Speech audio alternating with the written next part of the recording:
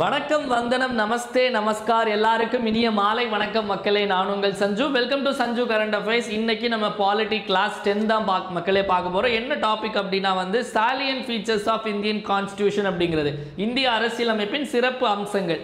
Actually இந்த class நீங்கள் புக்லலாம் பார்த்தீங்க அப்படின்னா ஆர்டர் படி பார்த்தீங்க அப்படின்னா ஒரு 2வது கிளாஸ் 3வது கிளாஸில் இருக்கும். ஆனால் நம்ம இதுக்கு 10வது கிளாஸில் வச்சுருக்கோம் அப்படின்னா அதற்கு சில காரணங்கள் இருக்குது. இப்போ நம்ம சாலியன்ட் ஃபீச்சர்ஸ்னு சொல்லும்போது நம்ம நிறைய விஷயங்கள் டிஸ்கஸ் பண்ணுவோம். ஃபண்டமெண்டல் ரைட்ஸ் அடிப்படை உரிமைகள்னு சொல்லுவோம், அடிப்படை கடமைகள் ஃபண்டமெண்டல் டியூட்டிஸ்ன்னு சொல்லுவோம், டிபிஎஸ்பின்னு சொல்லுவோம். இந்த மாதிரி நிறைய விஷயங்கள் நம்ம சொல்லும்போது ஒவ்வொன்றுக்கும் தனித்தனியாக நம்ம எக்ஸ்பிளைன் பண்ணிட்டு இருக்கும்போது அதோட நேரம் அதிகமாகும். ஸோ இப்போ நம்ம முதல்ல நம்ம fundamental rights DPSP fundamental duties எல்லாத்தையும் பார்த்துட்டு நம்ம இங்கே வரும்போது நமக்கு அது ரொம்பவே ஈஸியாக இருக்கும். அதனால தான் இந்த டாப்பிக்கை நம்ம fundamental rights duties DPSP preamble இதெல்லாம் முடிச்சதுக்கு அப்புறம் நம்ம இங்கே வச்சது. ஸோ இப்போ இன்னைக்கு இந்த டாப்பிக்கில் என்ன பார்க்க போகிறோம் அப்படின்னா அதாவது நம்ம கான்ஸ்டியூஷனுடைய சாலியன்ட் ஃபீச்சர்ஸ்ன்னு சொல்லி அது ரிட்டனா அன்ரிட்டனா எழுதப்பட்டதா இல்லையா ரிஜிட் ஃப்ளெக்சிபிள் இந்த மாதிரி ஒரு கிட்டத்தட்ட ஒரு 10லேருந்து ஒரு 15 பாயிண்ட் இருக்குது. அந்த 15 பாயிண்ட் அதனுடைய எக்ஸ்பிளனேஷன் பார்க்க போகிறோம். அதற்கப்புறம் நம்ம கான்ஸ்டியூஷனில் நிறைய முக்கியமான விஷயங்கள் வேற கான்ஸ்டியூஷன்ல இருந்து பாரோ பண்ணியிருப்பாங்க. ஓகேவா, அதனுடைய மூலம் வேற எங்கேயாவது இருக்கும். ஸோ அதுலேருந்து கேள்விகள் வரும், அதை பார்க்க போகிறோம். அதற்கு அடுத்தது நம்ம பார்ட்ஸ், அதாவது பகுதிகள். இப்போ நம்ம பார்த்தோம்ல, இப்போ நம்ம நேற்று கிளாஸில் கூட பார்த்தோம் ஃபண்டமெண்டல் ரைட்ஸ் அப்படிங்கிறது என்ன பகுதி 3 அப்படின்னு பார்த்தோம். அப்போ மொத்தமாக எத்தனை பகுதிகள் இருக்குது, என்ன பகுதி என்ன, அதாவது பார்ட் என்ன, அதுக்கான சப்ஜெக்ட் என்ன அப்படின்னு. ஸோ இவ்வளோ தான் நம்ம இந்த வீடியோவில் நம்ம பார்க்க போகிறோம் மக்களே. வீடியோக்குள்ளே போயிடலாம். முதல்ல நம்மளுடைய கான்ஸ்டியூஷன் அப்படிங்கிறது பார்த்தீங்க அப்படின்னா என்ன சொல்கிறாங்க அப்படின்னா லென்த்தியஸ்ட் ரிட்டன் கான்ஸ்டியூஷன், மிக நீண்ட எழுதப்பட்ட அரசியல் அமைப்பு அப்படின்னு சொல்கிறாங்க. எழுதப்பட்ட அரசியல் அமைப்பு அப்படின்னா அதற்கு அர்த்தம் என்ன? அப்போ அரசியல் அமைப்பு அப்படிங்கிறத இந்த கோணத்தில் நம்ம பார்த்தோம் அப்படின்னா ரெண்டா பிரிக்கலாம்னா எப்படின்னா ரிட்டன் ஒன்று, இன்னொன்று அன்ரிட்டன் ஒன்று. ரிட்டன் அப்படின்னா எழுதப்பட்ட அரசியல் அமைப்பு, இன்னொன்று எழுதப்படாத அரசியல் அமைப்பு. அது என்ன எழுதப்படாத அரசியலமைப்பு? ஸோ இப்போ எழுதப்பட்டனா சரி ஓகே எழுதுனாங்க அப்படின்னு சொல்லிடலாம், அதாவது கையால் எழுதுனாங்க. அப்போ அன்ரிட்டன் எழுதப்படாதன்னு அர்த்தம் என்ன? எழுதுறதுக்கு அதாவது கையால் எழுதுறதுக்கு டைப் பண்ணாங்களா, அப்படி அர்த்தம் கிடையாது. இப்போ நமக்கு கான்ஸ்டியூஷன் அப்படின்னு சொல்லி அதாவது தனியாக ஒரு புத்தகம் இருக்குது. ஓகேவா, தனியாக ஒரு புக்கு, அதுதான் நம்மளுடைய இந்திய அரசியல் அமைப்பு. ஆனால் அதே இது பிரிட்டிஷில் பார்த்தீங்க அப்படின்னா இப்படி தனியாக ஒரு புக்குன்னு கிடையாது. நிறைய விஷயங்கள் சேர்ந்தது தான் அவங்களுடைய அரசியல் அமைப்பு. அதாவது ஒரு சட்டம் இயற்றுவாங்க, அதுவும் அவங்களுடைய அரசியலமைப்பு. ஒரு கோர்ட்டில் ஒரு ஜட்ஜ்மெண்ட் வருது, அதுவும் ஒரு அரசியலமைப்பு. இந்த மாதிரி தனியாக அவங்களுக்குன்னு ஒரு அரசியலமைப்பு அப்படிங்கிறது கிடையாது. பல விஷயங்கள் சேர்ந்த, அதாவது ஒரு 10-15 புக்கு சேர்ந்தது தான் அவங்களுடைய அரசியலமைப்பு. நமக்கு அரசியலமைப்புன்னு ஒரு தனியாட்டே ஒரு புத்தகம் இருக்குது. இதுதான் இந்த இதுக்குள்ள வித்தியாசம். அன்ரிட்டன் ரிட்டன், எழுதப்பட்ட அரசியலமைப்பு, எழுதப்படாத அரசியலமைப்பு அப்படின்னு. அப்போ நமக்கு நம்மளுடைய இது பொறுத்த வரைக்கும் எழுதப்பட்ட அரசியலமைப்பு. அது மட்டும் இல்லாமல் ரொம்ப பெருசாக இருக்கும். எப்படின்னா நம்ம ஜிடி நாயுடு பாலம் மாதிரி 10.1 கிலோமீட்டர் மாதிரி இதுவும் பெரிய பெரிய கான்ஸ்டியூஷன். ஸோ இப்போ இதில் நம்ம சில விஷயங்கள் பார்க்கலாம். இப்போ ரிட்டன் கான்ஸ்டியூஷன், நம்மளை மாதிரியே எழுதப்பட்ட கான்ஸ்டியூஷன் வேற எந்த நாட்டில் இருக்குது அப்படின்னா அமெரிக்காவில் உள்ளது எழுதப்பட்ட அரசியலமைப்பு. எழுதப்படாத, நான் சொன்னேன்ல நிறைய விஷயங்களை சேர்த்தாதான் இந்த அரசியலமைப்பு அப்படிங்கிறது, அது பிரிட்டிஷுடைய கான்ஸ்டியூஷன். ஓகேவா. ஸோ இப்போ நம்மளுடைய இந்திய அரசியலமைப்பில் முதல்ல ஏன் இதை ரொம்ப லென்த்தி அப்படின்னு சொல்கிறோம் அப்படின்னா உலக நாடுகளை நம்மளையும் கம்பேர் பண்ணுவோம். அதாவது நம்ம முதல்ல ஆரம்பிக்கும் போது நம்மளுடைய கான்ஸ்டியூஷன் ஸ்டார்டிங் டைமில் 1949 நவம்பர் 26 நம்மளுடைய இந்திய அரசியலமைப்பில் மொத்தம் 395 ஆர்டிகிள்ஸ், 395 சரத்து இருந்துச்சு. அதே மாதிரி 8 அட்டவணைகள், 8 ஸ்கெடியூல்ஸ் இருந்துச்சு. 22 பார்ட்ஸ், 22 பகுதிகள் இருந்துச்சு. இப்போ 400க்கும் மேற்பட்டது இருக்குது. நமக்கு நிறைய விஷயங்கள் வந்துடுச்சு. ஓகேவா. அதே இது நீங்கள் அமெரிக்காலலாம் பாருங்கள். அமெரிக்காவில் மொத்தமே 7 ஆர்டிகிள் தான். ஸோ அப்போ அமெரிக்காவில் போய் நம்ம அமெரிக்காவில் ஒரு வேளை அமெரிக்கன் பப்ளிக் சர்வீஸ் கமிஷன் ஒன்று எழுதணும் அப்படின்னா பாலிட்டிங்கிற சப்ஜெக்ட் ரொம்ப ஈஸியாக இருக்கும் போல். நமக்கு தான் அவ்வளோ ஆர்டிக்கிள், அவ்வளோ பெரிய அண்டாதண்டி புக்கு எல்லாம் இருக்குது. அப்போது அமெரிக்காவில் போனால் வெறும் 7 ஆர்டிக்கிள் படிச்சுட்டு பாஸ் ஆகிடலாம். ஓகேவா. ஸோ 7 ஆர்டிக்கிள் அப்படி தான் இருக்குது. ஆஸ்திரேலியாவில் 128 ஆர்டிக்கிள் இருக்குது. சைனாவுடைய கான்ஸ்டியூஷனில் அரசியலமைப்பில் 138 ஆர்டிக்கிள் இருக்குது. கனடாவுடைய இதில் 147 ஆர்டிக்கிள் இருக்குது. ஓகேவா. ஸோ அப்போ நமக்கு ஏன் இதை நம்ம லென்த்தின்னு சொல்கிறோன்னு புரியுதா? இப்போ மற்றவங்க எல்லாம் இதே மாதிரி இருந்தாங்க அப்படின்னா நம்ம லென்த்தின்னு சொல்ல மாட்டோம். ஸோ இது பக்கத்தில் 7 எங்கே இருக்குது, 395 எங்கே இருக்குது. ஸோ அதனால தான் இதை வந்து லென்த்தியஸ்ட் ரிட்டன் கான்ஸ்டியூஷன் அப்படின்னு சொல்கிறோம். இதில் இன்னொரு ஃபேக்ட் என்ன அப்படின்னா, நம்மளாவது வந்து கான்ஸ்டியூஷனை 2 வருஷம் 11 மாதம் 18 நாளில் முடித்தோம். இந்த ஆஸ்திரேலியாக்காரன் கான்ஸ்டியூஷனை 9 வருஷம் ஆக்கியிருக்கா. 1891 1900 வரைக்கும் 9 வருஷமாக இந்த 128 ஆர்டிக்கல் எழுதியிருக்காங்க. அப்போ நம்மளுடைய ஆட்கள் எவ்வளோ கில்லாடிங்கன்னு பார்த்துங்களேன். 2 வருஷம் கிட்டத்தட்ட ஒரு 3 வருஷத்தில் 395 ஆர்டிக்கலை முடிச்சிட்டாங்க. அப்போ இந்த பாயிண்ட் நல்லா ஞாபகம் வச்சுக்கோங்க. இதை கூட உங்களுக்கு மேட்ச் த ஃபாலோயிங்கில் கேட்கலாம், இதை கூட உங்களுக்கு கேட்கலாம். ஓகேவா, எக்ஸாம்பிள் என்ன அப்படின்னு போட்டு உங்களுக்கு கேட்கலாம். இதை ஞாபகம் வச்சுக்கோங்க. அடுத்தது ரெண்டாவது பாயிண்ட் என்ன சொல்றாங்க அப்படின்னா, ரிஜிட் ஃப்ளெக்சிபிள். நம்ம கான்ஸ்டியூஷன் வந்து ரிஜிடாகவும் இருக்கும், ஃப்ளெக்சிபிளாகவும் இருக்கும். அதாவது நெகிழா தன்மையும் இருக்கும், நெகிழும் தன்மையும் இருக்கும் அப்படின்னு சொல்றாங்க. இதற்கான அர்த்தம் என்ன அப்படின்னா, கான்ஸ்டியூஷன் ரிஜிட் அப்படின்னா என்ன அர்த்தம் அப்படின்னா, நம்மளோட கான்ஸ்டியூஷன்ல ஈஸியா அமெண்ட்மெண்ட் பண்ண முடியாது. அதாவது நம்ம அரசியலமைப்பு சட்ட திருத்தம்னு சொல்றோம்ல, அந்த அரசியலமைப்பை சட்ட திருத்தம் பண்றது ரொம்ப கஷ்டமா இருக்கும். ஓகேவா, ஆனால் ஃப்ளெக்சிபிள்னு சொல்கிற இடத்துல வந்து அரசியலமைப்பை நம்ம ஈஸியாக நினச்சா, அதாவது அந்த அரசியலமைப்பில் இருக்கக்கூடிய விஷயங்களை மாற்றுறதற்கான ப்ரொசீஜர் ரொம்ப ஈஸியாக இருக்கும். ரிஜிட்டில் ப்ரொசீஜர் ரொம்ப கஷ்டமாக இருக்கும். ஸோ இப்போ நமக்கு அமெரிக்காலாம் பார்த்தீங்க அப்படின்னா கான்ஸ்டியூஷன் வந்து ரிஜிடான கான்ஸ்டியூஷன். ஓகேவா, அதாவது அதில் ஒரு சட்ட திருத்தம், ஒரு அமெண்ட்மெண்ட் கொண்டு வரணும் அப்படின்னா கிட்டத்தட்ட வந்து ஸ்பெஷல் மெஜாரிட்டி வேணும். இந்த மாதிரி நிறைய விஷயங்கள் இருக்குது, ரொம்ப கஷ்டமான விஷயம். ஸோ அதனால அதை ரிஜிட் சொல்கிறோம். அதே இது அட் த ஆப்போசிட் சைட் பிரிட்டிஷை பார்த்தீங்க அப்படின்னா, பிரிட்டிஷில் வந்து பார்த்தீங்க அப்படின்னா வந்து ஃப்ளெக்சிபிளாக இருக்கும், ஈஸியாக கான்ஸ்டியூஷன் அமெண்ட் பண்ணிடலாம். இப்போ நம்ம இந்தியாவுக்கு வாங்க. ஸோ இந்தியா வந்து ரிஜிடா ஃப்ளெக்சிபிளா, அதாவது நெகிழும் தன்மை உடையதா நெகிழா தன்மை உடையதா அப்படின்னு கேட்டாங்க அப்படின்னா ரெண்டுமே சேர்ந்து தான். அதாவது நமக்கு ஆர்டிகல் 368ன்னு ஒன்று இருக்கு. இதுதான் வந்து அரசியலமைப்பு சட்ட திருத்தம் பற்றி பேசக்கூடிய, அதாவது அமெண்ட்மெண்ட் பற்றி பேசக்கூடிய விதி எது அப்படின்னா ஆர்டிகல் 368. இந்த ஆர்டிகல் 368 வந்து 2 டைப் ஆஃப் அமெண்ட்மெண்ட் அவங்க சொல்றாங்க. ஓகேவா, அதாவது ஒரு டைப் என்ன அப்படின்னா சிறப்பு ஸ்பெஷல் மெஜாரிட்டி. ஓகேவா, சிறப்பு பெரும்பான்மை மூலம். சிறப்பு பெரும்பான்மை அப்படின்னா அதாவது அந்த அவையில் இருக்கக்கூடிய 2/3 பீப்புள் வந்து அவங்களுக்கு ஃபேவராக ஓட்டு போடணும். இதில் சில ப்ரொவிஷன்லாம் இருக்குது. அதில் வந்து மாநிலங்கள், அதாவது மாநிலங்களில் பாதி மாநிலங்களில் வந்து சிம்பிள் மெஜாரிட்டிலையும் பாஸ், அதாவது பாராளுமன்றத்திலையும் வந்து ஸ்பெஷல் மெஜாரிட்டியில் பாஸ் பண்ணணும், சட்டமன்றங்கள்லையும் வந்து சிம்பிள் மெஜாரிட்டியில் பாஸ் பண்ணணும். மாதிரிலாம் நிறைய ரிஜிடான ப்ரொவிஷனும் இருக்குது. அதே நேரத்தில் வந்து சிம்பிள் மெஜாரிட்டி, ஓகேவா, அதாவது சிம்பிள் மெஜாரிட்டியில் பாஸ் பண்ணுற மாதிரியும் வந்து நிறைய விஷயங்கள் இருக்குது. அப்போ நம்ம இந்தியா வந்து ரெண்டும் மிக்ஸ் ஆனது. ஒன்று தலை ரசிக்கிறாரு, இல்லை தளபதி ரசிக்கிறாரு. ஏன் ரெண்டுமே இருக்குது அப்படின்னா அதுதான் அந்த பிளெண்ட் அப்படிங்கிறது. அப்போ இந்தியாவுடைய கான்ஸ்டியூஷன் வந்து ரிஜிடா இல்லை ஃப்ளெக்சிபிளான்னு கேட்டால் ரெண்டுமே. ஏன்னா நம்மளுடைய ஆர்டிகல் 368 வந்து 2 விதமான சட்ட திருத்தங்கள் சொல்லுது. அதில் வந்து சில ப்ரொவிஷன்ஸ் நம்மளுடைய கான்ஸ்டியூஷனில் நம்ம அமெண்ட்மெண்ட் போகும்போது என்னென்ன ப்ரொவிஷன் டீட்டெயிலாக பார்ப்போம். சில ப்ரொவிஷன் நம்மளுடைய கான்ஸ்டியூஷனில் வந்து நம்ம வந்து அமெண்ட் பண்ணுறதுக்கு ரொம்ப கஷ்டம். சில பொசிஷன் ஈஸியாக நம்ம வந்து அமெண்ட்மெண்ட் பண்ணிடலாம். ஓகேவா, ஸோ இதுதான் ரிஜிட் அண்ட் ஃப்ளெக்சிபிள் அப்படிங்கிறதுக்கான விளக்கம். அடுத்து ஸோ நெக்ஸ்ட் பார்த்தீங்க அப்படின்னா நம்ம வந்து கூட்டாட்சி முறையா இல்லை வந்து நம்ம யூனிட்டரி, நம்ம வந்து இந்த ஒன்றிய முறையா ஒற்றையாட்சி முறையா அப்படின்னு பார்த்தீங்க அப்படின்னா இதுவும் நமக்கு ரெண்டுமே மிக்ஸ் ஆனது. ஓகேவா, ரெண்டுமே மிக்ஸ் ஆனது தான் நம்மளுடைய கிட்டத்தட்ட 2 ஃபீச்சர்ஸ்மே நம்மக்கிட்ட இருக்கும். இப்போ இதில் எப்படி கேள்வி கேட்பாங்க அப்படின்னா கூட்டாட்சிக்கான தகுதிகள் என்ன, அதாவது அந்த ஃபீச்சர்ஸ் என்னன்னு கேட்பாங்க, இல்லை இந்த யூனிட்டரி கவர்மெண்ட்கான ஃபீச்சர்ஸ் என்ன அப்படின்னு கேட்பாங்க. ஸோ அதனால தான் இது 2 சைடாக கொடுத்துருக்கேன். இப்போ ஒரு கூட்டாட்சியாக இருக்கணும் அப்படின்னா வந்து அதற்கு சில கேரக்டர்ஸ் இருக்குது. ஓகேவா, அதாவது அந்த கூட்டாட்சி, இப்போ நம்ம கூட்டாட்சின்னு நம்ம என்ன இப்போ அமெரிக்கா எடுத்துக்கலாமா?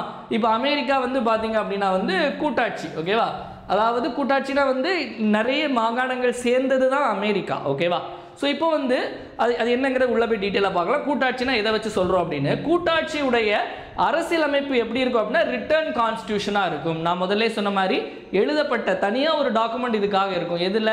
ஃபெடரல் கவர்மெண்ட்டில். ஓகேவா, அது மட்டும் இல்லாமல் ரிஜிட் நெகிழா தன்மை, அதில் உள்ள ப்ரொசீஜர்ஸ் எல்லாம் அமெண்ட்மெண்ட் பண்ண கஷ்டமாக இருக்கும். அதுக்கு அடுத்தது பார்த்தீங்க அப்படின்னா சுப்ரீம், அதாவது நமக்கு வந்து அந்த அரசியலமைப்பு தான் பிரதானமாக இருக்கும். ஓகேவா, அதாவது அரசியலமைப்பு தான் சுப்ரீம் அத்தாரிட்டி அப்படின்னு சொல்கிறாங்க. அதற்கு அடுத்தது நீதித்துறை வந்து இண்டிபெண்டன்ட் ஜுடிஷியரியாக இருக்கும். ஓகே, சுதந்திரமான நீதித்துறை அப்படிங்கிறது இருக்கும். அதே மாதிரி இரு அவை அப்படிங்கிறது இருக்கும். ஓகேவா?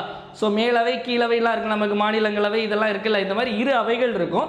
அதே மாதிரி 2 கவர்மெண்ட். ஓகேவா? 2 கவர்மெண்ட்னா என்ன அப்படின்னா நமக்கு வந்து சென்ட்ரல் கவர்மெண்ட், ஸ்டேட் கவர்மெண்ட், இந்த மாதிரி 2 கவர்மெண்ட் இருக்கும் அப்படின்னு சொல்கிறாங்க. அப்போ இது எல்லாமே பார்த்தீங்க அப்படின்னா வந்து நமக்கு இந்த ஃபெடரல் கவர்மெண்ட்டுக்கான ஃபீச்சர்ஸ். ஓகேவா? அதாவது கூட்டாட்சிக்கான அந்த தகுதிகள் இதெல்லாம் இருந்தால் ஒரு கவர்மெண்ட், ஒரு நாடை வந்து இது ஃபெடரல் இதுன்னு சொல்லுவாங்க. அதே இது இந்த சைடு வாங்கலாம், இந்த சைடு வந்து இந்த யூனிட்ரி ஒற்றையாட்சி முறை அப்படின்னு வச்சுக்கோங்களேன். ஸோ இதில் பார்த்தீங்க அப்படின்னா வந்து சென்ட்ரல் கவர்மெண்ட் ரொம்ப ஸ்ட்ராங்காக இருப்பாங்க.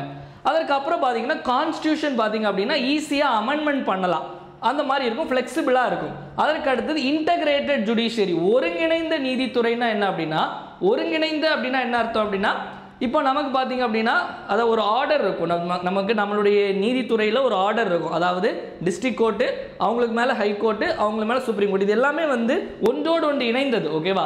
அதான் ஒருங்கிணைந்த நீதித்துறை அப்படிங்கிறது. அதற்கப்புறம் கவர்னர் அப்படிங்கிற ஒரு போஸ்டிங் எங்கே இருக்கும் அப்படின்னா ஒற்றையாட்சி முறையில் தான் இருக்கும். அதற்கடுத்து இந்த all India service, all India service அப்படின்னாலே நமக்கு IAS, IPS, IFS, அதாவது சென்ட்ரல் கவர்மெண்ட் ஒரு எக்ஸாம் வச்சு ரெக்ரூட் பண்ணி அவங்க வந்து இங்கே இருப்பாங்க. ஓகேவா? ஆல் இந்தியா சர்வீஸ், அதே மாதிரி எமர்ஜென்சி ப்ரொவிஷன், இந்த அவசர நிலை, இது எல்லாமே வந்து பார்த்தீங்க அப்படின்னா யூனிட்டரி கவர்மெண்ட்டுடைய ஃபீச்சர்ஸ். அப்போ இது ஃபெடரல் கவர்மெண்ட்டுடைய ஃபீச்சர்ஸ், இது யூனிட்டரி கவர்மெண்ட்டுடைய ஃபீச்சர்ஸ். ஓகேவா? அப்போ நமக்கு வந்து ஃபெடரல் கவர்மெண்ட் அப்படின்னா நம்ம என்ன சொல்லலாம், அமெரிக்கா வந்து ஃபெடரல் கவர்மெண்ட் அப்படின்னு சொல்லலாம். ஓகேவா? அப்போ ஒற்றையாட்சி முறை யூனிட்லாம் இப்போ நமக்கு சைனா இந்த மாதிரி விஷயங்களை நம்ம சொல்லலாம். ஓகேவா?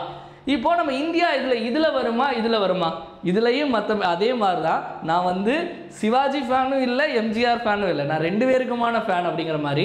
நம்ம இந்தியாவுடைய கான்ஸ்டியூஷன் ரிட்டனா பார்த்தோம், ரிட்டன் ரிஜிடா, ப்ரொவிஷன் அமெண்ட் பண்ண கஷ்டம். கான்ஸ்டியூஷன் தான் பிரதானமானதா? ஆமாம். ஜுடிஷியரி இண்டிபெண்டா? ஜுடிஷியரி சுதந்திரமானதா? இரு அவைகள் இருக்கா? இருக்கு. 2 கவர்மெண்ட் இருக்கா? இருக்கு. அதுக்கடுத்து நம்மளுடைய சென்ட்ரல் கவர்மெண்ட் தானே ஸ்ட்ராங்கு? ஆமாம். கான்ஸ்டியூஷன் ஃப்ளெக்சிபிளா, அதாவது நிறைய ப்ரொவிஷன் ஈஸியாக அமெண்ட் பண்ணலாமா? பண்ணலாம். ஒருங்கிணைந்த ஜுடிஷியரியா?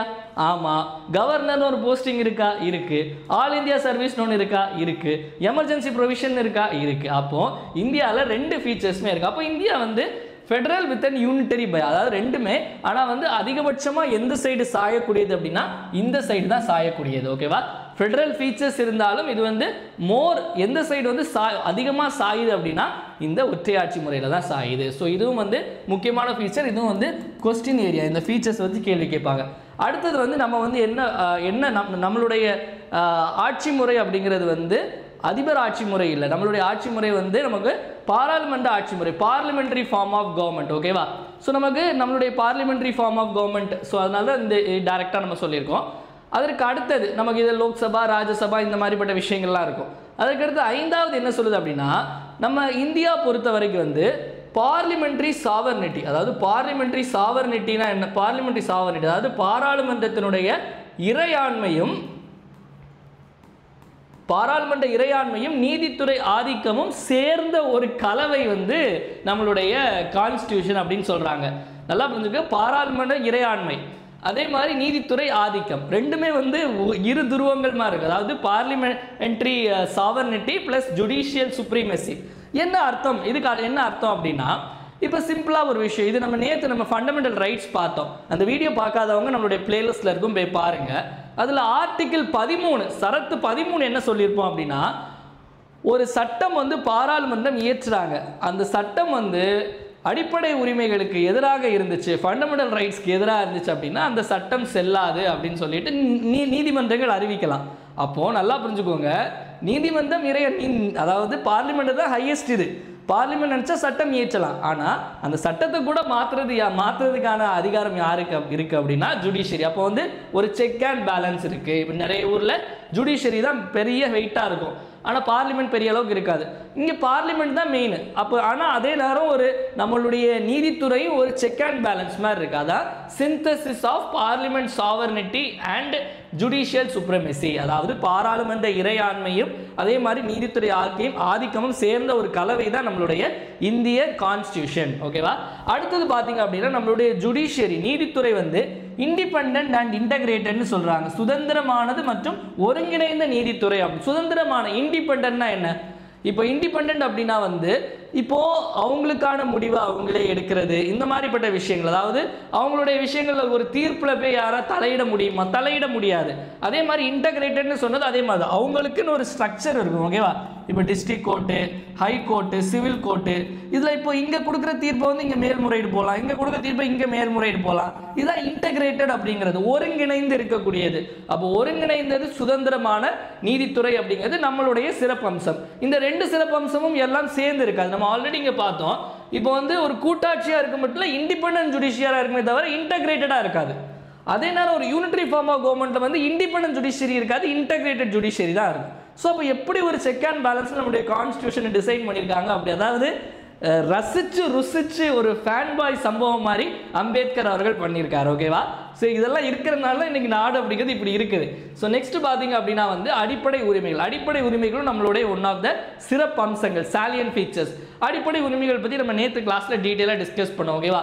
ஆர்டிகல் 12லேருந்து 35 வரைக்கும் நமக்கு மொத்தம் எத்தனை வகையான ரைட்ஸ் இருக்குது? மொத்தம் வந்து முதல்ல ஆரம்பத்தில் 7 வகையான உரிமைகள், அடிப்படை உரிமைகள் கொடுத்தாங்க. அதுக்கப்புறம் அது 6 ஆச்சு. இப்போ நம்மக்கிட்ட 6 தான் இருக்குது. நமக்கு வந்து எல்லா சட்டத்தின் முன் அனைவரும் சமம், அதாவது சாதி மத வேறுபாடு இருக்கக்கூடாது, இந்த பப்ளிக் எம்ப்ளாய்மெண்ட்லாம் எல்லாருக்கும் ஈக்குவல் ஆப்பர்ச்சுனிட்டியை கொடுக்கணும், அதே மாதிரி தீண்டாமை ஒழித்தல், untouchable, abolition of untouchability, abolition of titles, இந்த மாதிரி நிறைய விஷயங்கள் நம்ம பார்த்தோம். நம்ம நினச்ச மதத்தை நம்ம ஃபாலோ பண்ணலாம். இது எல்லாமே ஃபண்டமெண்டல் ரைட்ஸ். ஃபண்டமெண்டல் ரைட்ஸ் அப்படிங்கிறது நம்மளுடைய ஒரு சிறப்பு அம்சம். அதே மாதிரி DPSP, directive principle of state policy, அரசுக்கு வழிகாட்டும் நெறிமுறை கோட்பாடுகள். இந்த கேள்வி, இந்த சாலியன் ஃபீச்சர்ஸ் அப்படிங்கிறது பிலிம்ஸ்க்கு மட்டும் யூஸ்ஃபுல் இல்லை மக்களே, இது நமக்கு வந்து மெயின்ஸுக்கும் இந்த கொஸ்டின் டைரெக்டாக கேட்பாங்க.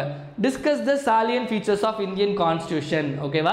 ஸோ அந்த மாதிரி நம்ம கேள்விகள் கேட்டிருக்காங்க இதுக்கு முன்னாடி குரூப் 1 மெயின்ஸ்லலாம். ஸோ அதனால் இந்த கேள்வி நீங்கள் இது அப்படியே ஒவ்வொரு ஹெட்டிங்காக சப் ஹெட்டிங்காக போட்டு அது கீழே ஒரு 4 பாயிண்ட்டை மட்டும் எழுதிட்டு ஒவ்வொன்றும் கீழே வந்து இந்த எக்ஸாம்பிளுக்கு ஒரு ஆர்டிக்கிளோ ஏதோ ஒன்று போட்டு விட்டிங்கன்னா முடிஞ்சு கேள்வி வந்து கரெக்டாக எழுதலாம். ஓகேவா?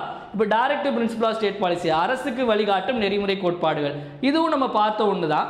ஆர்டிகல் 36லேருந்து 51 வரைக்கும் நமக்கு டிபிஎஸ்பி. இது நம்ம என்னன்னு சொன்னோம், இது வந்து அரசாங்கம் வந்து ஒரு சட்டம் ஏற்றுறாங்க அப்படின்னா இது வந்து ஒரு கைட்லைன் மாதிரி எடுத்து இதை வச்சு அவங்க பார்த்து ஒரு சட்டம் ஏற்றினாங்க அப்படின்னா அது நல்லா இருக்கும் அப்படின்னு சொல்லியிருக்காங்க.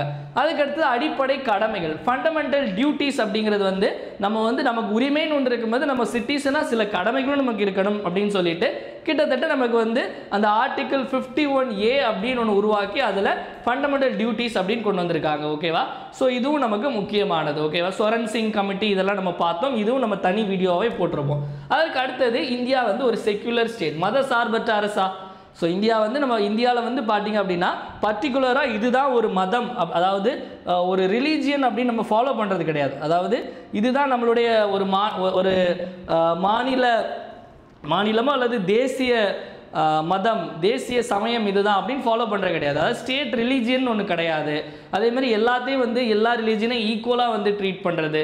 இதில் நம்ம வந்து மத சார்பற்ற அரசு. ஓகேவா? Secular state. இந்த செக்குலரிசம் பற்றியும் நம்ம ப்ரீஆம்பிள் அப்படிங்கிற டாப்பிக்கில் இதை நம்ம வந்து டீட்டெயிலாக இந்த செக்குலருங்கிற வார்த்தையை பற்றி நல்லா டீட்டெயிலாக டிஸ்கஸ் பண்ணி இந்த வார்த்தை எங்கேருந்து வந்துச்சு அதுக்கான டீட்டெயில் எல்லாமே நம்ம நேற்று கூட பார்த்தீங்க அப்படின்னா நம்மளுடைய மதம் நினச்சா நம்ம ஃபாலோ பண்ணலாம். ஆர்டிகல் 25லேருந்து 28 வரைக்கும் இதை பற்றி தான் பேசுது. ஃப்ரீடம் ஆஃப் ரிலீஜியன், இந்த மாதிரிப்பட்ட விஷயங்கள். அதற்கு அடுத்தது யூனிவர்சல் அடல்ட் பிரான்சைஸ், வயது வந்தோர் வாக்குரிமை. ஆர்டிகல் 326 என்ன சொல்லுது? இப்போ 18 வயசுக்கு மேலே இருக்கவங்க எல்லாமே வந்து தேர்தலில் வாக்களிக்கலாம் அப்படின்னு சொல்லிட்டு அதுதான் யூனிவர்சல் அடல்ட் பிரான்சைஸ். இதுவும் வந்து ஒரு சாலியன் ஃபீச்சர் தான். ஏன் இது சாலியன் ஃபீச்சராக வச்சு நிறைய நாடுகள், இன்னும் சில நாடுகளில் வந்து எல்லாருக்கும் வாக்குரிமை அப்படிங்கிறது கிடையாது. ஸோ அதனால் இந்த யூனிவர்சல் எல்லாருக்கும் வயது வந்தோருக்கு வாக்குரிமை அப்படிங்கிறது ஒரு சாலியன் சிறப்பு அம்சம். அதற்கு அடுத்து சிங்கிள் சிட்டிசன்ஷிப், ஒற்றை குடியுரிமை. சிட்டிசன்ஷிப் பற்றி நம்ம கிளாஸில் டீட்டெயிலாக பார்த்தோம். அதாவது இப்போ நான் புரியுதா ஏன் வந்து நான் வந்து இதெல்லாம் எடுத்துட்டு நான் வந்து இங்கே வரேன் அப்படின்னு, இல்லைன்னா இது ஒவ்வொன்றும் நம்ம எக்ஸ்பிளைன் பண்ணால் நம்ம வந்து அது ப்ராப்பராக நமக்கு புரியாது.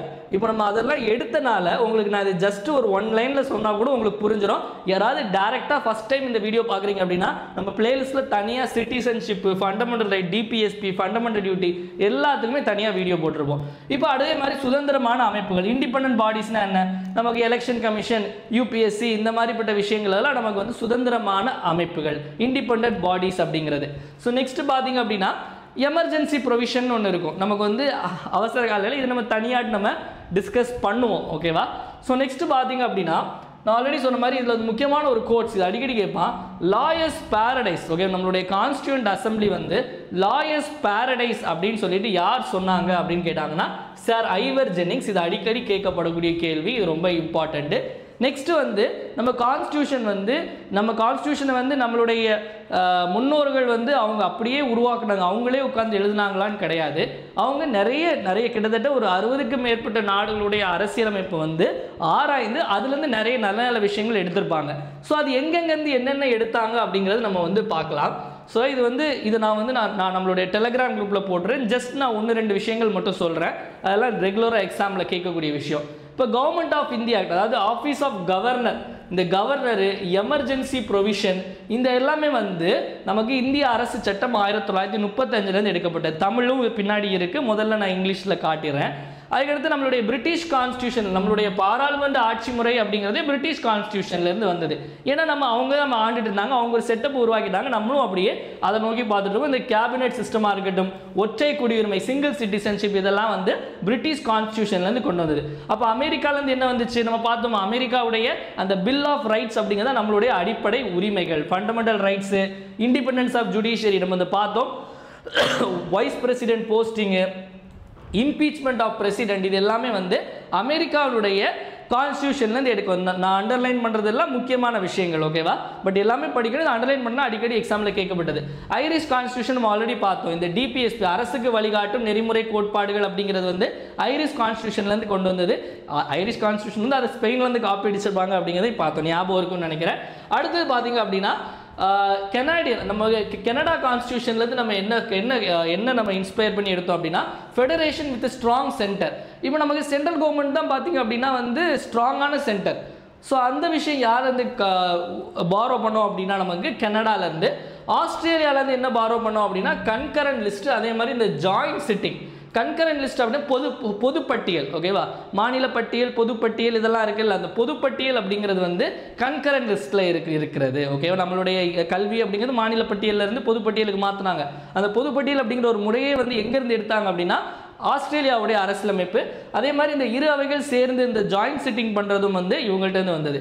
அடுத்து இது நம்ம கேட்பாங்க, வீமர் கான்ஸ்டியூஷன் ஆஃப் ஜெர்மனி வந்து இந்த எமர்ஜென்சி ப்ரொவிஷன் டைமில் ஃபண்டமெண்டல் ரைட்ஸை வந்து சஸ்பெண்ட் பண்ணிடுவாங்க, ஓகேவா? நம்மளுடைய அவசர நிலை பிரகடனம் செய்யும்போது அடிப்படை உரிமைகள் வந்து தற்காலிகமாக நிறுத்தி வைக்கப்படும். அது வந்து ஜெர்மனியுடைய வீமர் கான்ஸ்டியூஷன். அடுத்து சோவியத் கான்ஸ்டியூஷன், ரஷ்யாவுடையது. ஃபண்டமெண்டல் டியூட்டிஸ் நம்ம ஆல்ரெடி பார்த்தோம், அடிப்படை கடமைகள் அப்படிங்கிறது இதுல இருந்தா. அப்புறம் இந்த ஐடியல் ஆஃப் ஜஸ்டிஸ், இதுவும் நமக்கு கேட்கக்கூடிய கேள்வி, ஓகேவா? இந்த ஐடியல் ஆஃப் ஜஸ்டிஸ் அப்படிங்கிறது எந்த கான்ஸ்டியூஷன்லேருந்து எடுத்தாங்கன்னு. அதே மாதிரி ideals of liberty, equality and fraternity, இது வந்து பிரெஞ்சு அரசியலமைப்புலேருந்து எடுக்கப்பட்டது. இதை நான் டெலிகிராம் குரூப்பில் போட்டுறேன், ஓகே? நான் சொல்றதெல்லாம் டிஸ்கஸ் பண்ணுறதெல்லாம் இம்பார்ட்டன்ட் மட்டும். அதற்கடுத்து சவுத் ஆப்பிரிக்கா கான்ஸ்டியூஷன்லேருந்து வந்து இந்த அமெண்ட்மெண்ட், எப்படி வந்து கான்ஸ்டியூஷனை அமெண்ட் பண்ணணும், திருத்தம் செய்யணும் அப்படின்னு ஆர்டிகல் 368 பார்க்குறோம்ல, அது வந்து சவுத் ஆப்பிரிக்காவுடைய அரசியலமைப்புலேருந்து எடுக்கப்பட்டது. அதே மாதிரி ஜப்பானில் வந்து procedure established by law. So இது இவ்வளவும் நம்ம தமிழ்லையும் அதே மாதிரி தான் நம்ம கொடுத்துருப்போம். இந்திய அரசியலமைப்பு சட்டம், நமக்கு வந்து இந்திய அரசு சட்டம், ஆளுநர் அலுவலகமாக இருக்கட்டும், நீதித்துறை, இதெல்லாமே இங்கிலாந்துலேருந்து என்னெல்லாம் கொண்டு வந்தோம், பாராளுமன்ற முறை அரசாங்கம், நம்ம ஆல்ரெடி டிஸ்கஸ் பண்ண அதே விஷயந்தான். நம்ம அமெரிக்காலேருந்து பிரியாமலும் அமெரிக்காலேருந்து தான் வந்துச்சு அப்படின்னு தெரியும். ஸோ இந்த மாதிரி எல்லா விஷயங்களும் நம்ம வந்து தமிழ்லையும் கொடுத்துருப்போம். அதற்கடுத்து நான் சொன்ன மாதிரி பார்ட்ஸ், ஓகேவா? பகுதிகள். ஸோ பகுதி 1, 2, 3, 4 இந்த மாதிரி நிறைய பகுதிகள் இருக்குது. நம்ம வந்து யூனியன் அண்ட் டெரிட்டரி வந்து 1ன்னு பார்த்தோம், சிட்டிசன்ஷிப் 2, அடிப்படை உரிமைகள் ஃபண்டமெண்டல் ரைட்ஸ் வந்து 3, டிபிஎஸ்பி 4, ஃபண்டமெண்டல் டியூட்டிஸ் 4A, இந்த மாதிரிப்பட்ட விஷயங்கள் எல்லாம் நம்ம பார்த்துருப்போம். இதே மாதிரி மொத்தமாக எத்தனை இருக்குது அப்படின்னா வந்து நமக்கு வந்து மொத்தம் 22 பார்ட்ஸ்க்கான இது கொடுத்துருக்கோம், ஓகேவா? இது இங்கிலீஷ்லையும் இருக்கும், தமிழ்லையும் இருக்கும். சில விஷயங்கள் வந்து நம்ம வந்து மனப்பாடம் பண்ணி ஆகணும். அந்த மாதிரி மனப்பாடம் பண்ண வேண்டிய விஷயங்களில் பாலிட்டியில் இதுவும் ஒன்று. பார்ட்ஸ்லேருந்து கொஸ்டின் வருதான்னு கேட்டால் கொஸ்டின் கேட்குறாங்க. பார்ட்ஸை வந்து 2 விதமான கொஸ்டின் கேட்பாங்க. ஒன்று மேட்ச் த ஃபாலோயிங்கில் கேட்பாங்க, ஓகேவா? மேட்ச் த ஃபாலோயிங் கேட்பாங்க. இல்லைனா வந்து ஒரு விஷயம் கொடுத்துட்டு, அதாவது இப்போ நம்ம சிட்டிசன்ஷிப் வந்து எந்த பார்ட்டில் வருது, இல்லை ஃபண்டமெண்டல் ரைட்ஸ் எந்த பார்ட், நம்ம கொஸ்டின் கூட பார்த்துருப்போம். நான் டெலிகிராம் குரூப்பில் வந்து citizenship, fundamental rights, fundamental duty, DPSP, union and territory, preamble, எல்லாத்துடைய பிவைக்யூ நான் போட்டிருக்கேன். அதை போய் பாருங்கள். அதுலேயும் நம்ம டீட்டெயிலாக எல்லாமே பார்த்தீங்கன்னா தெரியும் எப்படி பார்ட்ஸ்லேருந்து எப்படி கேள்வி கேட்குறாங்க அப்படின்னு. ஸோ இதுதான் வந்து நம்ம இதை நான் கொடுத்துட்றேன், நீங்கள் வந்து அதை பார்த்து நீங்கள் காப்பி பண்ணிங்க. இப்போ காப்பி பண்ணி நீங்கள் டைம் வேஸ்ட் பண்ண வேண்டாம், நான் வந்து டெலிகிராமில் நான் உங்களுக்கு இதை போட்டுறேன், ஓகேவா? ஸோ அவ்வளோதான் மக்களே. ஸோ இதுக்கான பிவைக்யூம் நான் உங்களுக்கு கொடுத்துட்றேன், அதையும் நீங்கள் ப்ராக்டிஸ் பண்ணி பாருங்கள். வீடியோ பிடிச்சிருந்தால் மறக்காமல் லைக் பண்ணுங்கள், உங்கள் ஃப்ரெண்ட்ஸ் எல்லாருக்கும் ஷேர் பண்ணுங்கள். வீடியோ எப்படி இருந்துச்சு அப்படிங்கிறத மறக்காமல் கமெண்ட் செக்ஷனில் கமெண்ட் பண்ணுங்கள். ஏன்னா உங்களுடைய கமெண்ட்ஸ் தான் என்னுடைய பூஸ்ட்டு, போனிட்டா, ஹார்லிக்ஸ், மைலோ, காம்ப்ளான் எல்லாமே. ஸோ மீண்டும் வந்து நாளை காலையில் 7 மணிக்கு கரண்ட் அஃபேர்ஸ் கிளாஸ் சந்திப்போம். நன்றி, வணக்கம். இந்த நாள் இனிய நாளாக அமையட்டும். வாழ்க தமிழ், வளர்க தமிழ்நாடு.